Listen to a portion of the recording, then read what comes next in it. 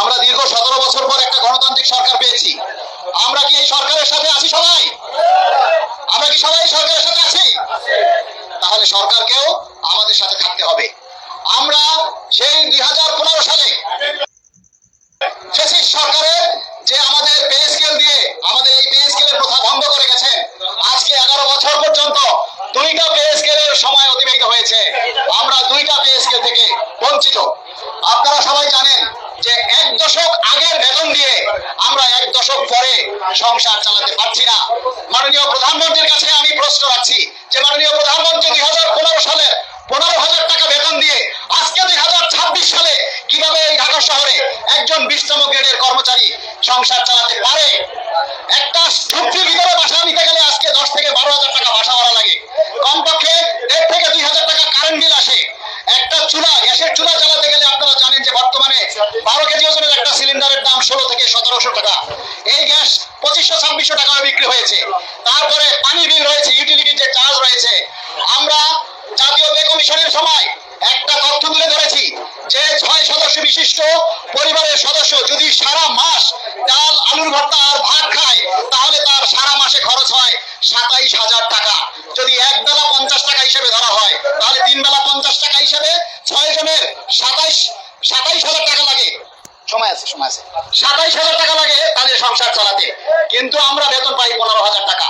8,250 টাকা স্কেলে আমরা এখনো 2026 সালে 15,000 টাকা বেতন পাই, যেটা বাংলাদেশের মধ্যে সবথেকে অসচ্ছল পরিবার হচ্ছে এই সরকারি নিম্ন গ্রেডের কর্মচারীরা, ঠিক কিনা? আজকে আমরা মাননীয় প্রধানমন্ত্রীর কাছে শুধু একটা প্রতিজ্ঞা করতে চাই, আমরা এই পে স্কেল বাস্তবায়নের জন্য রাজপথে কোনো আন্দোলন দিতে চাই না। আমরা আন্দোলন করতে করতে ক্লান্ত। আমরা টিয়ার শেল খেয়েছি, আমরা জল কামান খেয়েছি, আমরা পুলিশের বাড়ি খেয়েছি, আমাদের কর্মচারী ভাইয়েরা হাত ভেঙেছে। আপনারা জানেন এই সংসার চালাতে না পেরে আমাদের অনেক পুলিশ সদস্য ভাই আত্মহত্যা করেছে।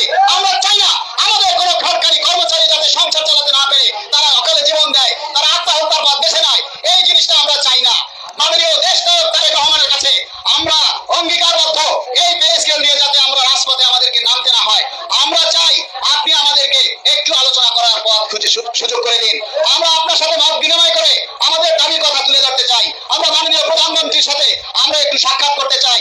আমরা একটু সৌজন্য সাক্ষাৎ করে আমাদের মনের কথাগুলি, আমাদের 15 বছরের যে দাবি রয়েছে সেই দাবির কথাগুলি আমরা মাননীয় প্রধানমন্ত্রীর কাছে তুলে ধরতে চাই। তাই আমরা আপনার সবাইকে অনুরোধ করব, আপনারা যারা সরকারি কর্মচারী রয়েছে, আরে ভাই সব সময় রাজপথে আন্দোলন দেওয়া যায় না। আজকে আপনারা জানেন সোশ্যাল মিডিয়া, ফেসবুক, ইউটিউব এমন একটা প্ল্যাটফর্ম যেখানে সবকিছু পরিচালিত হয়। আমাদের আজকে সকল টিভি চ্যানেল এই সোশ্যাল মিডিয়ার মধ্যে রয়েছে।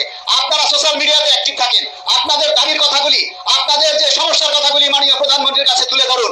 আমাদের যে দাবির কথাগুলি আমরা প্রচার করি সেগুলি আপনারা মাননীয় প্রধানমন্ত্রীর নজরে আনার জন্য চেষ্টা করুন।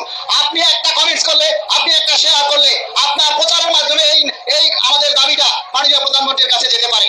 তাই আপনারা সবাই আমাদের এই দাবি বাস্তবায়নের জন্য কাজ করবেন। আর একটা কথা বলি, আমাদের সংগঠন ভিন্ন হতে পারে কিন্তু সকল সংগঠনের দাবি এক, আমাদের সরকারি কর্মচারীদের দাবি বাস্তবায়ন করা। তাই আমরা আগামী দিনে যাতে সবাই ঐক্যবদ্ধভাবে একসাথে আমাদের এই দাবি বাস্তবায়ন করতে পারি সেই লক্ষ্যে সকলকে আহ্বান জানাচ্ছি। সবাই ভালো থাকবেন। আর সারা বাংলাদেশে সরকারি কর্মকর্তা কর্মচারী কল্যাণ সমিতির শাখা কমিটি আপনারা গঠন করে আমাদের কেন্দ্রীয় কমিটির হাতকে শক্তিশালী করবেন। ধন্যবাদ সবাইকে। আবারও আপনাদের সকলকে অভিনন্দন এবং শুভেচ্ছা জানিয়ে আমার বক্তব্য শেষ করছি। এ পর্যায়ে দোয়া মোনাজাত করার জন্য আমরা দেলোয়ার হোসেন আজিজি স্যারকে অনুরোধ করছি।